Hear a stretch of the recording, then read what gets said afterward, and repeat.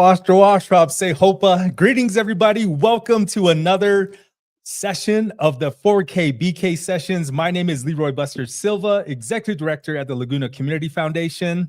And we have... Good morning, everybody. My name is Treva Riley. I'm the Director of Community Empowerment. Welcome. Yes. Welcome, everybody. Happy Monday. It is Magical Monday. I know there's moans and groans about Monday, but you are alive. You are breathing. You get to conquer another day. Yes. So we wish you and your families nothing but positive vibes going out this week, but definitely today. So I hope you got some good rest last night, but also, too, if you are still asleep, no worries. That's you work nights. So Treva, how are you feeling today? Yes, I feel a lot better. I got a lot of rest this weekend. Took some time out for myself. Took a good walk into nature. Got a massage and just really enjoyed the day. So getting ready for another productive week. But it's good to be back in session. So nice. Yeah, I'm feeling good. Good to hear. Good to hear. So we've been making a lot of moves. As you well know, we will give some more information after our interview today regarding the Community Capacity Building Summit. I've said it so many times. I know. We've been trying to, get everything situated and everything's going smooth. And we just appreciate all the champions that we reached out to and that are going to be a part of this amazing event happening on November 22nd. So just a heads up, we'll give you more details after our interview. But the reason why we're here is 4K BK. Just like the graphic says, for Goikame by Goikame. So this is highlights Goikame who are doing wonderful things around the world because we are all over the place. And we want to highlight those champions who are doing amazing things, whether it's business, whether it's entrepreneurship, whether it's education, maybe they're in the military, things like that, because we all come from different places and spaces. So this is a time for us to uplift our community and let people know what we're doing. So are you ready? I am ready. Let's get started. All right. So we have a champion. I've been following her work for a very long time. And so we're just happy that she opened up her schedule and she's a very busy person. So we're very appreciative that she's able to join us today. And you might have seen this.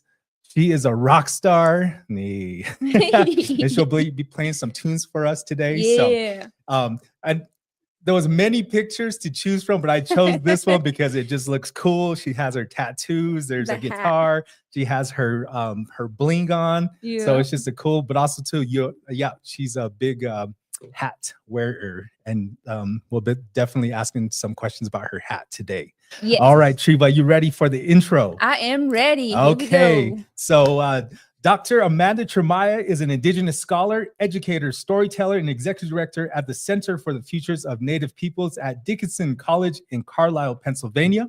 A member of the Laguna Pueblo from New Mexico, her work focuses on Indigenous higher education, healing work, digital media, and amplifying the narratives of Native peoples. And her professional background is Executive Director, Center for its Futures of Native Peoples at Dickinson College. She leads the center's efforts to support Indigenous students and foster a deeper understanding of Indigenous cultures and knowledge systems. She earned her PhD in higher education from the University of Arizona in 2021. Her dissertation, The Indigenous Revolt in Education, Indigenous Feature, A Scholar's Pace, uses storytelling to highlight the experiences of Indigenous runners. And then she's also a podcast host. She hosts the Indigenous Revolt, Carlisle, Pennsylvania, and beyond, which explores the legacy of Carlisle Indian Industrial School and celebrates the resilience of Native peoples. And through her consulting services, she offers public speaking, curriculum development, and workshops focused on Indigenous storytelling and professional development. Projects and focus, Indigenous storytelling. Dr. Cheromiah uses storytelling as a way to build confidence and transform academic spaces, focusing on cultural resilience and healing. Much of her work is rooted in her family's connection to the Carlisle Indian Industrial School, which 6 of her relatives attended. She is based in Carlisle, Pennsylvania, and is dedicated to healing and remembering in honor of those who attended. All right. Let's take a breathful. That when a person is doing many things, and we appreciate her for everything that she does. So once again, please help us welcome Dr. Amanda Cheromiah. What's up? What? All right. Gotta So, play that horn like. "Beep, beep, beep." oh, Yes. hey, there you go. Much This is Kiss deserved. 97.3. Just kidding. Yeah, shout out to my brother DJ Animal out there. So, Dr. Cheromiah, what's up? What up? I'm coming live streaming from Carlisle, Pennsylvania. Woohoo. Nice. Mm. And you definitely, you got to tell us about your hat. Totally. So this is Thunder Voice Hat Company. It's a part of my style now. I never used to wear hats all the time, but by way of, I have different elements in my hat, and the work that I do, the healing work that I'm in, I have these protective elements that always kind of protects my crown, my head. And so Wonderful. there's a lot of Nice. meaning to it. And I'm known as the hat lady. I'm known as all kinds of stuff. Awesome. Hey, you wear well, so Yes. good job. Yes. Beautiful. All right, Amanda. So thank you very much, first of all, for cutting out some time to meet with us today. I know this is a long time coming. I think when Michaela was here, she definitely looked up to you and the work that you did, and you helped us out last year through our Youth Empowerment Summit at Sky City Casino. So we appreciate you for doing that, taking some time to hang out with the youth. But more so, you've been making a lot of moves around the country. And like I said, we're just happy for you to be here and share a little bit about your journey with us. So, but before we get to that, let's go into our opening question. So the opening question is, if you could choose any celebration festival in the world that you've learned about, that you've never attended before, which celebration would you attend? I think this counts. So I would love to go to the last gathering of the nations in Albuquerque, New Mexico. And I haven't been there because I've never been to the tingly version. Okay. I've been to the pit version. Yeah. I would like VIP tickets, and that's my event I choose, and I get to go home. So, Hey, yeah, bonus. What about you, Treva? Oh, I was thinking about it. I don't know if you guys remember Tony Robbins, Yes. the motivational speaker. I would really love to go to one of his celebrations and just feel the hype and feel the energy You have through to his jump up. words, and jumping up and down, playing some music, and just hearing some motivational words. Nice. Yep. I listen to his podcast sometimes too. I think for me, it would be, there's a celebration. I believe it's in Arizona. It's called Machuta. Oh, wow. It's they have a parade and they have a carnival. It's almost like a feast day.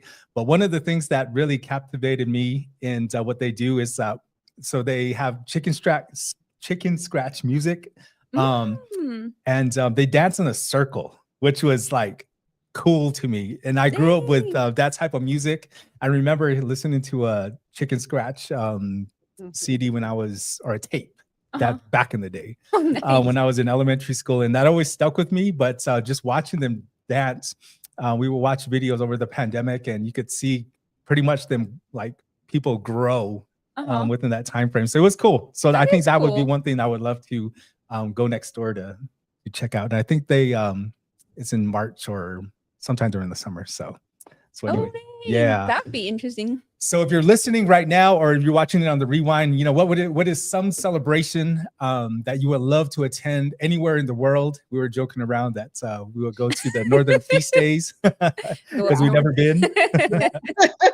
So, but yeah, so anywhere you would want to go celebrate and experience a different culture or what have you, what is that celebration you attend? So again, pop it up in the comments. We'll read them, and either now or later. All right. So let's get into it. Are you ready? Let's do it. All right, I'm let's do it. Okay, Amanda. So you've been all over the place. I think I followed you from when you graduated, got your PhD, you went to Alaska, went back to Arizona, and then now you're in Pennsylvania. So tell us a little bit about, I want to put it over to you as far as introducing yourself the way you want to, then we'll jump into the questions. Yeah, for sure. Well, Guati se hopa call you ista shashka tsana hanusta Guishti Sao. So I am from Guishti, right below Pork Chop Hill. And so my family, I come from a very long, extensive family who has loved me and who has cared for me for many, many, many, many years. And big shout out to my grandmas. Oh my goodness, my grandmas, I love you so much. You help. When I don't know what to do here in Carlisle, Pennsylvania, I ask, what would my grandmas do? And they really help me navigate. And so, yeah, my clans are Turkey and Roadrunner. And so I'm so honored to be here to connect and really share story. I'm a storyteller. You know, my heart is to give back to our people, to our communities. And, you know, I'm in this very important work here in Carlisle, and it's helped position me in a way to help bring others along in this journey of learning more about our people, learning more about our collective experiences as Pueblo people, but also even beyond that, because this place is so interconnected with so many tribal communities across the country. Nice. Thank you for that, Amanda. And so I was just whispering to Triva, you have the first question. Hey. Well, thank you so much for sharing. And you said you were Little Roadrunner? Mm-hmm. Yeah. All right. We're big Roadrunners. So nice. you're our daughter. That is so awesome to know. Yeah. Hey, don't ask for money right away. Come on, just take care of me here. Just pour on love. That's what I need. Well, thank you so much for the introduction. And so one of my questions was, what got you started in this type of work? Like, what drove you to want to learn more about the people and where we've been, our past history? What gave you that fire? Yeah, so in high school, I went to Manal High School right down the road in Albuquerque, and it was a really powerful experience in the sense of where sports helped me build my confidence, especially basketball. And then through that confidence building, I really began to understand more who I was at that time, like 16, 17, 18-year-old. And I really began to understand more that I loved public speaking. I loved sharing stories. And that's where I remember for the first time learning about the Carlisle Indian School and the impact of the boarding school. But it was, you know, my understanding was very minimal at that time. And I remember thinking too, I was like, I want to be a native lawyer, you know, when I grow up, you know, when I was in high school, but that, you know, that didn't happen. But I went to University of Arizona after Manal, right after high school. And then that's where I really got planted for so many years. I think I spent like 18 years in Tucson. But as you know, a freshman, I ran for the title of Miss Native American University of Arizona. And, you know, a week before I was in that like competition, that pageant, whatever, there was one of my relatives that had passed away in one of the villages at home. And, you know, I was only 2-3 months into school. Oh, it was Halloween night. I remember 2004. And, you know, and we just got in the car, me and my sister Madge, shout out, it's her birthday today, love her so much. So she, you know, we got in the car, went back home, you know, to the village, Siama Parahi, and you know, and that really changed my life. Like, I just remember thinking about, you know, my relative who passed was so young, and I was like, gosh, like I'm young, you know, and I remember thinking like, I want to do something, you know, for our people, like, and that desire, I would say, was always in me from like high school, I'd say middle school, high school. And then I went back to University of Arizona, was in that pageant, and my mom told me, she was like, Mandy, you know, just go out there and try your best. And so I did, and I was like, Mom, you know, I'm so scared, like, and this is just coming off the funeral and the wake and all that. And so I went out there, you know, it's in front of like 100 and something people, and I was competing against 4 other upperclassmen, and I was like, I knew though that if I can make the audience laugh, there would be a lot of favor. So I went up there and I shared, you know, my introduction, only Pueblo. Oh, actually, there was a Hopi girl running too, but I shared my mom's joke, and I was like, Mom, okay, I was like, I'm gonna share this. And she's like, the joke is, you know, I shared in front of 100 people. I was like, so what's the difference between a white man's ghost and an Indian man's ghost? And all this room was silent, right? So I was like, well, a white man's ghost says boo, and an Indian man's ghost says boo. Hey. And so then this roar of laughter filled up this auditorium. And it was just this restorative sense of community, of our humor filling me up. And that set me on a trajectory that changed my life forever. And so I was crowned Miss Native U of A. And Congratulations. building, oh my gosh, I was like 21 years ago. now. So cool. But it set me on this trajectory where my confidence was continually being built. But not only that, was that I've learned how to also help build the confidence of our people, especially our young people. Right. So those are the beginnings of the root of, you know, how I got into this healing work. And I'm making a trapezoid across North America, you know, because that, you know, there's home, and then there's Tucson, Arizona, then you go up to Alaska, then you come all the way down to Pennsylvania, and then the goal is to go home in a couple of years. Yeah. Wow, that's amazing. Nice. Thank you. And you mentioned something too when you got your crown. Hey, when you put your crown on, you got I guess everyone's wearing a crown. that sense of accomplishment, but also too this you could, you know, you have the confidence to do a lot more. And it didn't mention in your bio, but you were I think we're part of the same class, the 40 under 40. Oh yeah. And during that during the pandemic as well, when it took place. But when things like that happen, and you mentioned, you know, like storytelling, how does that, when you receive awards, when you recognition like that, how does that add to your story? Because in your bio mentioning that you want to empower other people to tell their story about themselves or their community, how is that getting your PhD? That's another, you know, another accolade as well, another accomplishment. So how do these things that you get recognized for add to your story? You know, I really want to, now I'm 40 years old. I turned 40 on October 14th is when I turned 40 a couple weeks ago. And I've looked at, now that I, you know, have a little bit of experience now, the way that I see, you know, accolades or see, you know, it's kind of just recentering and rethinking that a little bit, because you know, Louis Tiwanima, he was a runner that was here at the Carlisle Indian School, and he's Hopi, and he is a skilled runner, but it was by way of life. It wasn't like, you know, it was by way you have to run or just, you know, go and connect. And so Louis Tiwanima, when I was interviewing his clan daughter, Dr. Sheila Nicholas, who was my faculty advisor at the University of Arizona during my PhD program, she described a story that said, you know, in Hopi, when the runners would come in, when the men would run, the first person, they wouldn't get a medal, they wouldn't get prize money or a new car or whatever. Like when they came in, they were said to have the community in their heart. And that was the reward, and that was the fulfillment. Awesome. And so when I, you know, lead and help in this healing work, you know, things come like that, right? Like accolades or whatever. But I try to really focus and center that it's not the things, right? But it's that genuinely that in coming and helping to lead some of this work, that it's I'm carrying the community in my heart. Yes. Right. So that helps me think about, you know, all these different things that are coming, especially now, because here in Carlisle, Pennsylvania, we got this is amazing news, that there is one funder, Samuel G. Rose, who's a Dickinson alumni at Dickinson College here in Pennsylvania.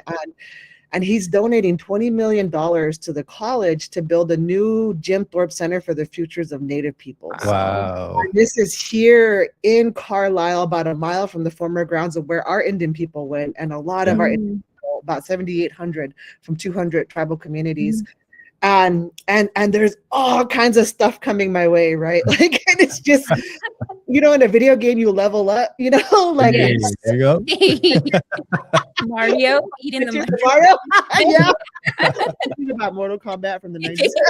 But, it's a new level up, you know. So when these things come, you know, I'm honored, but I also just bring it back to the community, you know, like, and this is the motion here in Carlisle, and I'm using my hands, because literally when things come in here, we pray and bless it in a good way and bring it back, take it back to the people.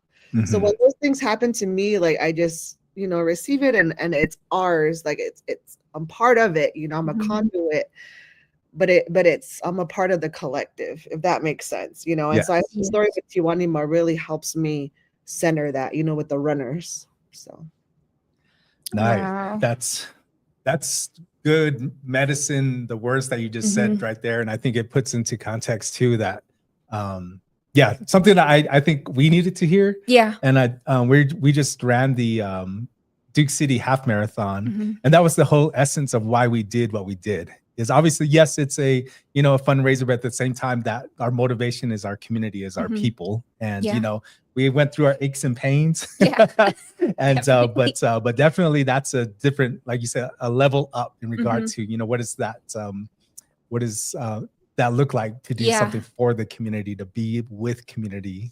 Exactly. So And to have community at heart Mhm. is what you said. You know, you're bringing it back, and that's really the true award, is bringing it back to the people. And you know, when I hear your voice, it's medicine to me. It's healing. So you know, thank you for sharing that and doing the work. And you know, you're traveling and moving. You know, it's very inspirational and very impactful. So I'm very grateful. Thank you for sharing that with us and reminding us that it is the community and it's that unity that holds us together. Ishka Hanu. Mhm. So thank you.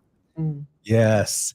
And going into the storytelling portion of that, you going to Dickinson College in Carlisle, Pennsylvania, a lot of history is, but also too is like you probably, I'm assuming that you really had to do your homework in regard to like where, like I'm in Pennsylvania, Yeah. like what is, so what was when you first got there, you knowing the history of that space, that little space and place, but also too as your role as executive director, what are some things that you really had to bring with you, I guess, whether it's values or even just, you know, learning more about where you're at? The reason why that I'm here in Carlisle is because the ancestors called me to be here. Like, I would not move to Carlisle just to move to Carlisle. This is not my top on a list of top 10 places to live. And so literally, like, that is why I'm here, because I knew the work was going to be hard. You know, my Dr. Sheila Nicholas, she said it's like visiting your trauma. And Carlisle, for those who may not know, it was established in 1879 and it closed in 1918. And it was established with the intent to culturally eradicate our people, meaning to dismantle families, dismantle identities of our people, to fracture communities, to fracture child rearing practices, for the attempt to assimilate into mainstream white culture. And I, you know, that is a horrible thing, and it changed generations to come. And about 300 of our Pueblo people went to this very school that's on the road. The original footprint is about a mile from where I'm sitting right here. And that completely changes our families today, right? It changes our communities today. And about 2/3 of the people that went there, of the 7,800 students, 2/3 were young men or young boys. And my heart always goes out to the young men and young boys, because I think it impacted, these residential schools impacted them differently than it does the women, in my opinion. And even just like, you know, seeing recently that, you know, the SFIS boys won, the young men won, you know, state, and then the next team was Navajo Prep, and then Zuni, and then one of our Laguna runners actually got first, I believe, in the A2A. And so I just think about these young men, right?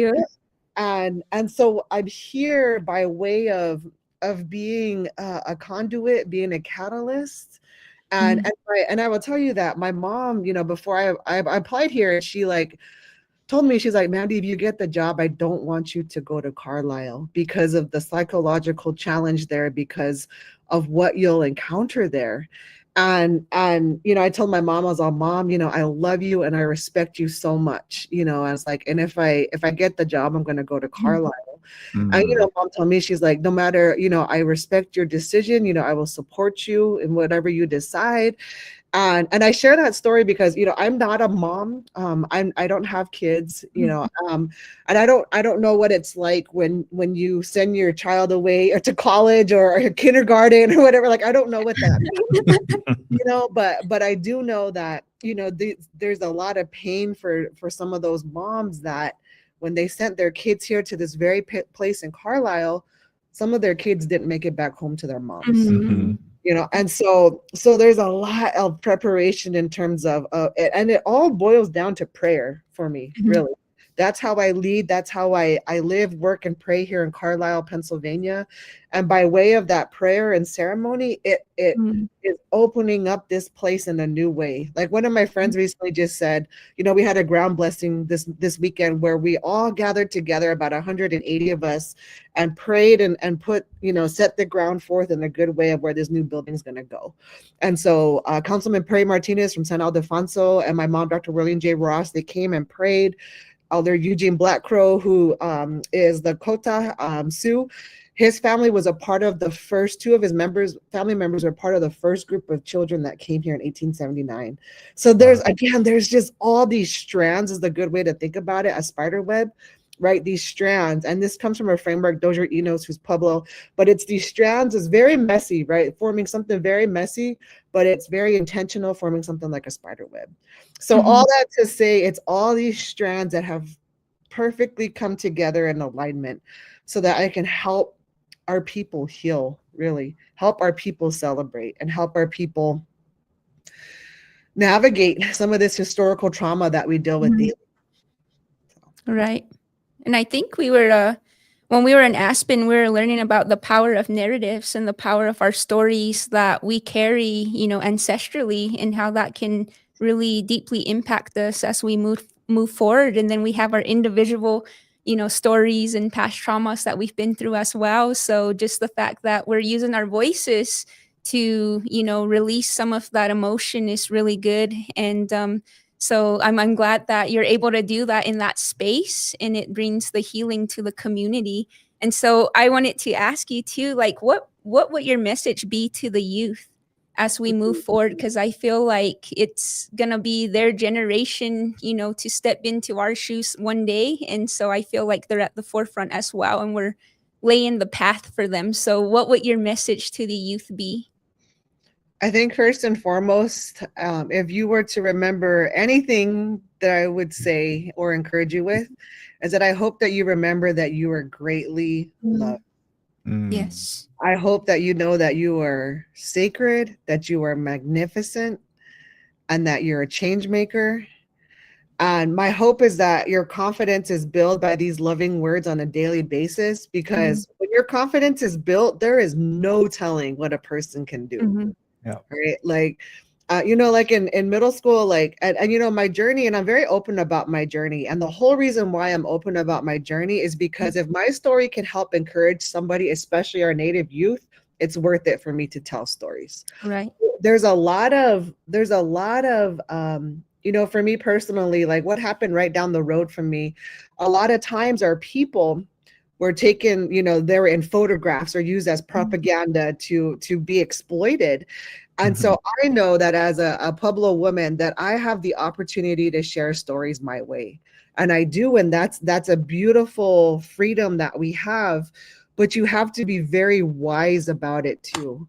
So, our Native youth, as you consider, like my encouragement is to share your story proudly, whether that's sketching or doodling or doing poems or doing presentations or, I feel like there's so much opportunity for us to share stories about who you are. And it could be something like teaching, or it could be, that you're encouraging through your artwork and showing us how to do that. Like, I don't know, there's just so many realms for us to share a story. And so students, I just, young people, I just want you to know though, that above all, that you're greatly loved. Like in my own journey, like there's been times where I didn't necessarily always know that, especially when I was young. And then even recently at the age of 33, like, and I'm open about this, that, I've had some times in my life where I've contemplated the worth of my life, and it was very serious. At the age of 33 was the last time I really thought about that horrible, that challenging, that I don't know how to describe it, that mentality, I guess, and so that goes back again to dealing with some of this trauma, right? But now I finally feel that I'm the strongest that I've been ever, mentally, emotionally, probably not physically. I was probably more in shape in the 20s when I was 20 in high school. But that's why I'm also so open about this, because there were times where I didn't feel loved. There were times where I felt alone. There were times because I felt alone that I contemplated the worth of my life, but yeah, so I hope that you know that we come from a strong people and that we have the ability now to share our stories in a meaningful and powerful way. Yes. Awesome. Thank you. I'm just taking it all in. Yeah. You have me in reflection mode. Yeah, I know. All reflection. Get the clouds. You guys are all in the clouds over there.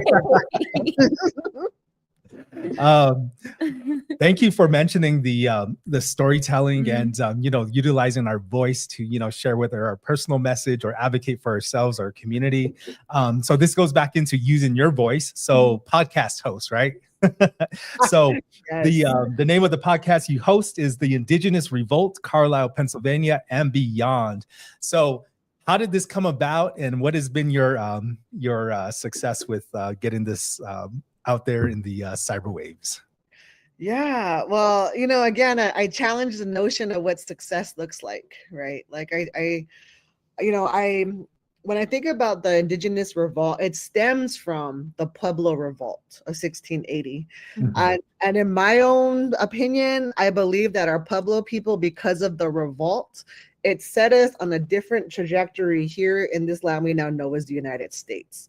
And I say this because, that's known as the first American Revolution in this land we know today.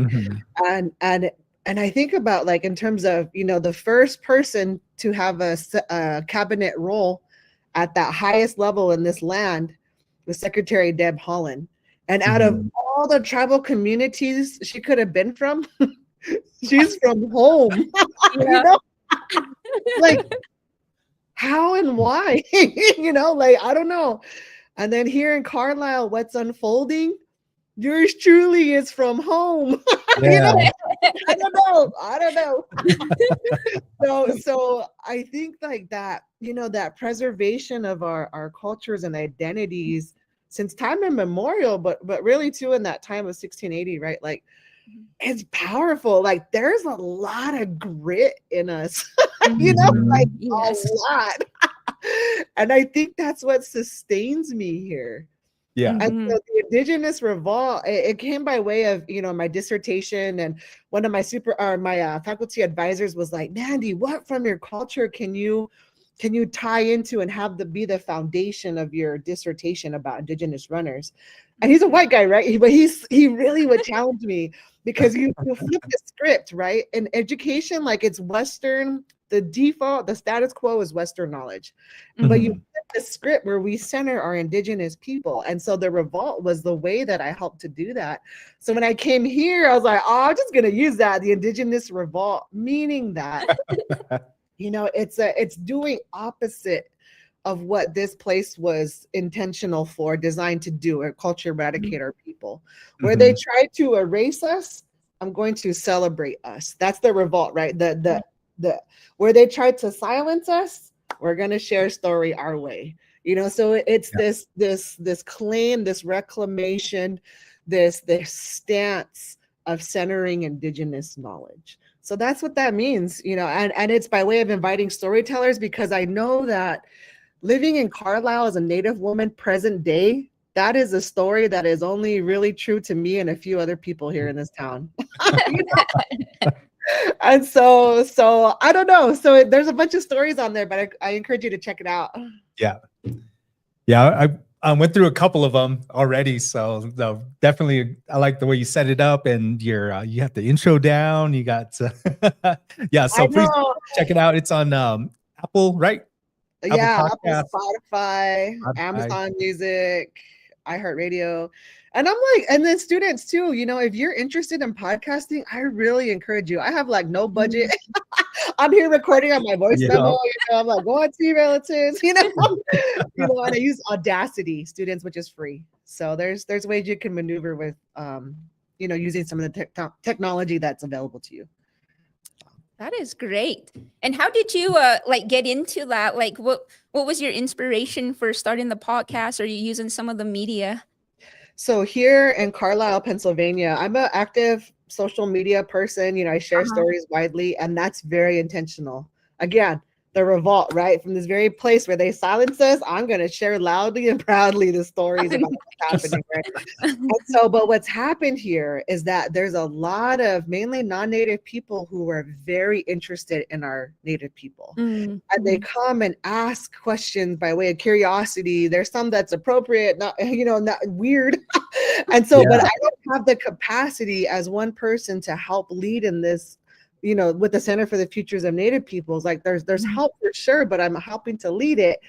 I can't always answer all these questions, but I'm like, hey, you put it back on the person. And I'm like, you go do your research. You listen to our podcast. We have a podcast about 20 books to start with. We have a podcast about the Carlisle Indian School. Like, go listen to that. How to come to how to prepare to come to Carlisle. That's a very popular one. I send that out frequently to our native people who come here. So it helps me, disseminate and teach on a wider basis. That's mainly the premise for it. Okay. Hey. Nice. You mentioned I forgot. I was like, let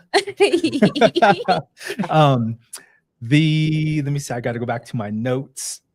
When it comes to obviously your work that you've done, the impact that it has on like history with multiple Native American communities in the country, the trauma that's still exists, and just the history there.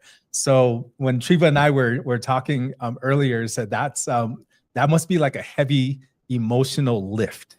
Is again, just to go through the books of learning what actually happened there, and then probably if you have access to records that go more into depth of what took place, that's a heavy lift. And again, we always talk about taking care of ourselves. When you're, especially for us, like when you're working with community, you come into contact with a lot of people and different energies all over the place. And plus too, when we're traveling, we have to take care of ourselves in order to be, there for the community 100%. So this is a wellness question. So how do you take care of yourself? All the many hats that you wear, the different spaces you take up, the energy you put out. How do you take care of yourself? Ooh, that's a good question. It is very hard to be here a lot of times. And I have no partner, I have no kids, I have no animals. It's just me roaming the earth. So one way is I have a healthy balance of being in Carlisle, but not being in Carlisle. And so I travel out really often. And so it could be like weekend trips. Like this last weekend, I went to Jim Thorpe, Pennsylvania, and it was actually by way of ceremony. Jim Thorpe is actually buried about 2 hours from here in Jim Thorpe, Pennsylvania. Wow.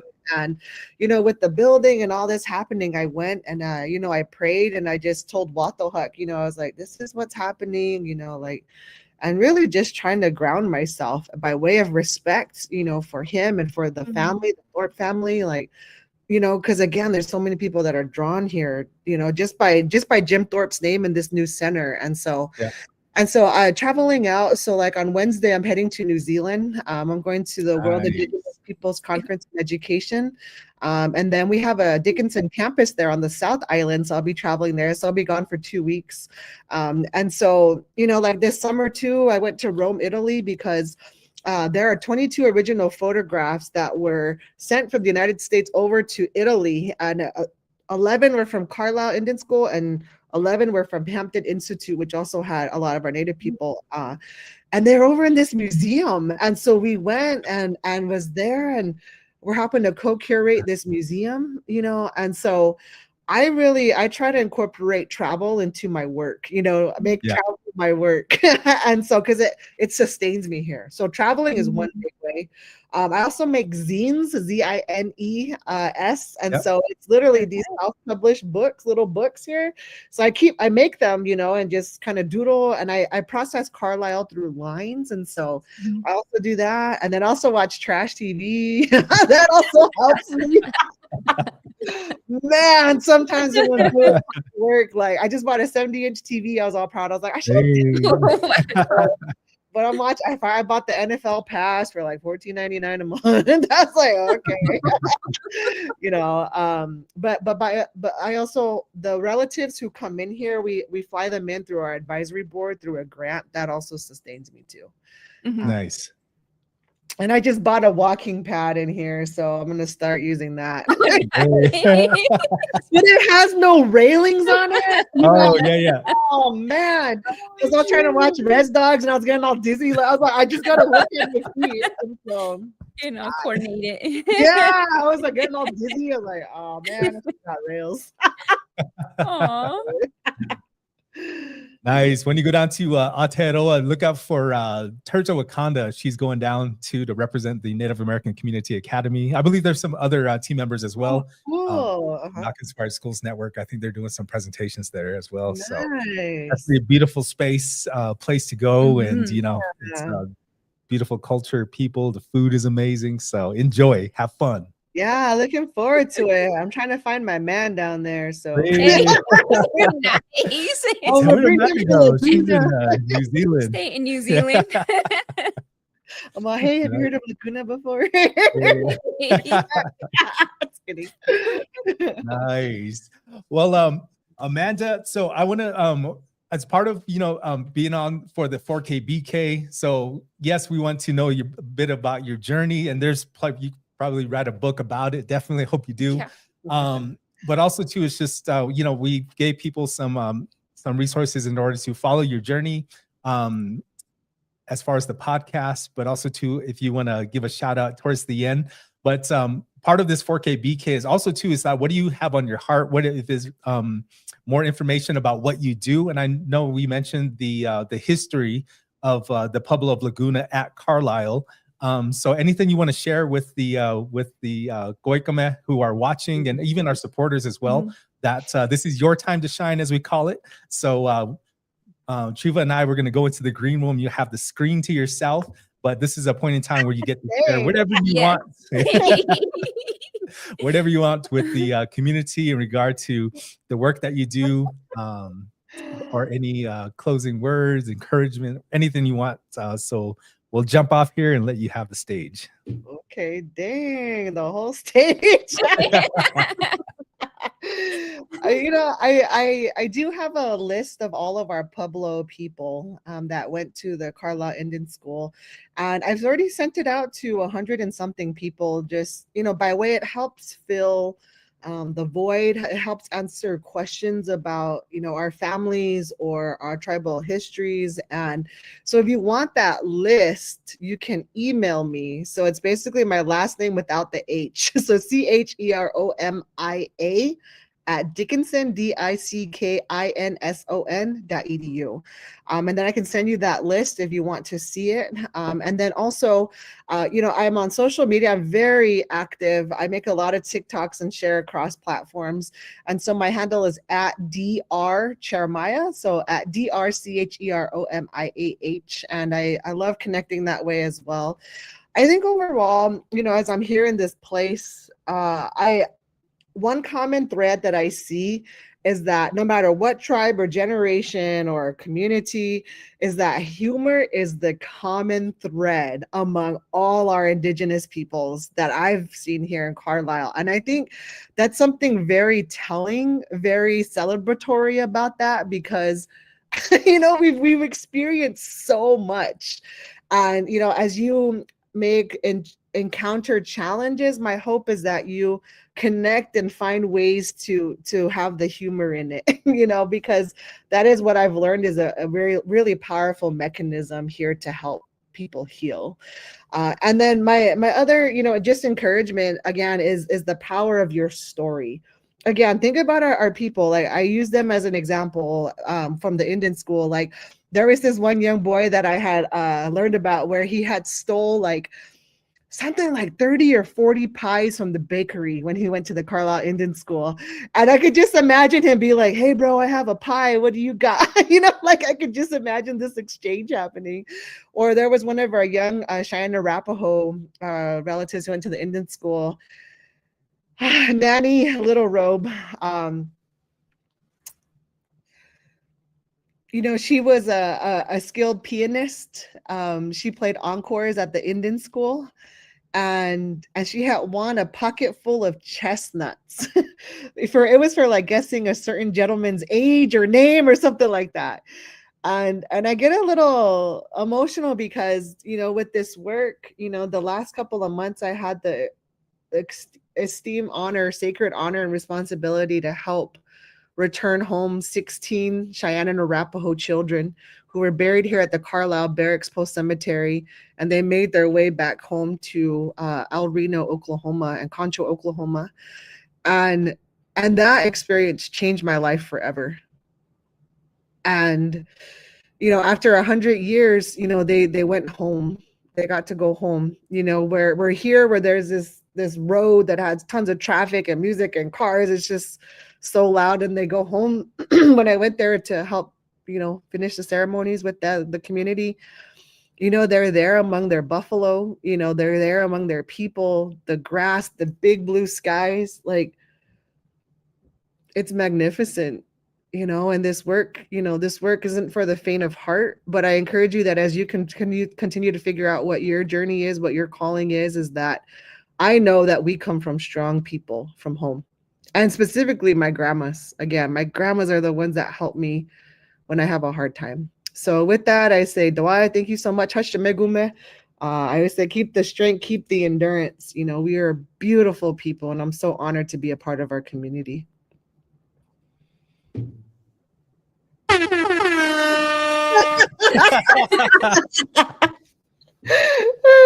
Oh, no words, just that. Yeah, just that.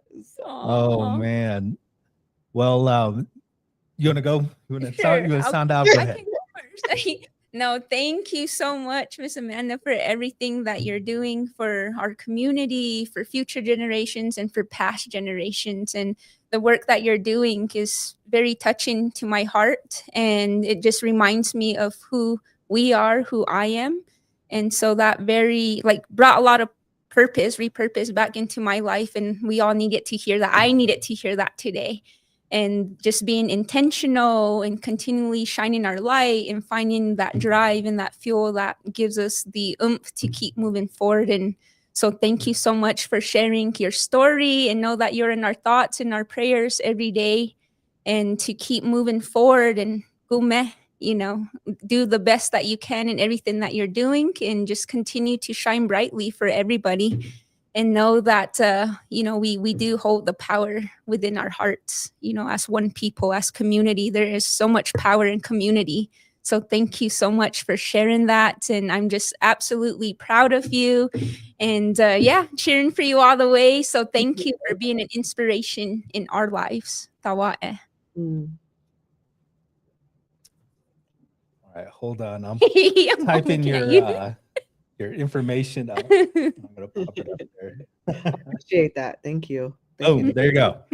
All right. So Amanda, definitely, I think Triva said it all. This is something that your words really resonated with the work that we do, and something that we've been feeling, just because it takes a lot of hard work. Yeah. It takes a lot of, especially when you're there for a good purpose. You're there for, you know, you're moving along, but also too, you're relying on your values, your family to help you with, you know, that push when you need it. So we appreciate you, and just know that we support you fully at the Laguna Community Foundation, the work that you do. We see you, and thank you very much for representing your family and Goikame, the Pueblo, in a good way.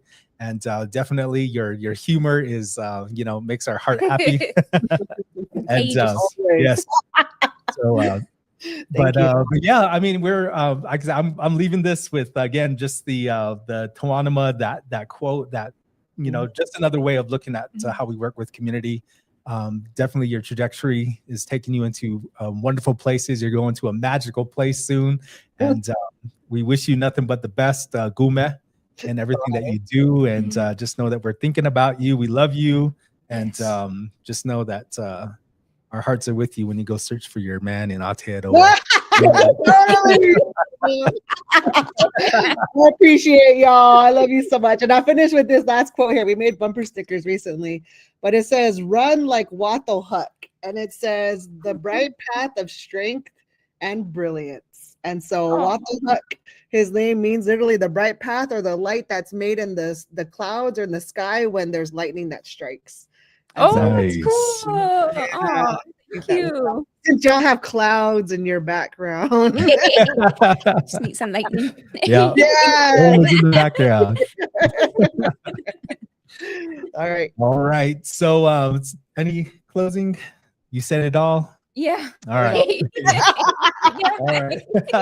I'll see All y'all right. later. Yeah. So, so those of you who are watching now, we thank you very much for your love and support, and we hope that you take this, share it, share the words, this episode with some loved ones who didn't get to see it. So again, all of our live streams can be viewed on our Facebook page, obviously, and then our YouTube channel. So after this, it'll be up and running. So please share the words. Definitely a great episode for the 4K BK again, and recognizing Goikame all over the place and the wonderful things that they're doing. So we thank you again, Dr. Amanda Cheromiah.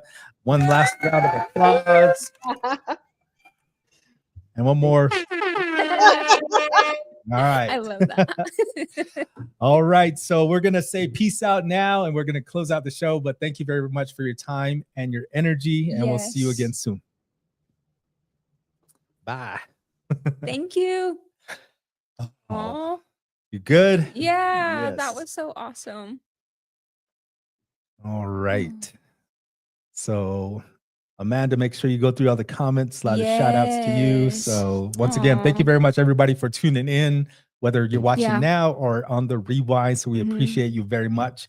So going into some of the things that we were mentioning that we've been putting out there Mhm. into the cyber waves is on the pop this up. There it is. September, Saturday. Dang, what's November? What month November? are I we know in? what month are we in? November 22nd. We are hosting the Community Capacity Building Summit. Mhm. Where is this happening? It is happening at the Route 66 Casino and Hotel. And yes, it'll be from 8 to 4 for adults and youth. So come and join us. It'll be fun. Yes, it's open to youth, and we have just literally like 4 spots open. Oh, So if nice. you're missing out, don't sleep on it, because once we hit that capacity, we are going to close the registration page, and then go to a wait list. So again, don't wait to register, because it's going to go, those spots are going to go by quick. So thank you very much, everybody, for registering right away. Yes. And there are still spots open for the youth part of that. So there's going to be a adult section, and then there's going to be a youth section. So some of those people that will be joining us is brother Sean Spruce. He's going to be sharing 2 sessions on Spending Frenzy about financial empowerment. We just saw him a few weeks ago, Yeah. but he was here last year for the Community Capacity Building Summit. You did a wonderful job, and that's the reason why he is coming back. But he is the voice of Native America Calling. So again, we're happy to have brother Sean Spruce back.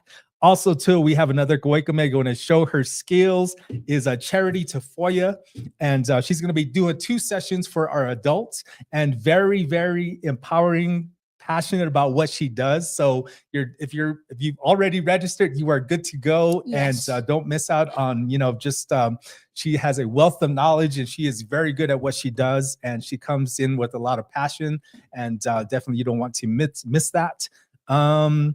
And then we're going to be releasing some other details this week. So just know that we have a youth section coming up. So that'll be released. One of the speakers will be released tomorrow, and then Wednesday, and then Friday. So as they come in, we are releasing that. So thank you very much for everybody for registering. And all of that. Yes. So, and this is Triva's first Yes. big It's my summit. first go round. Yes, and she's doing an amazing job. And what are you looking forward to?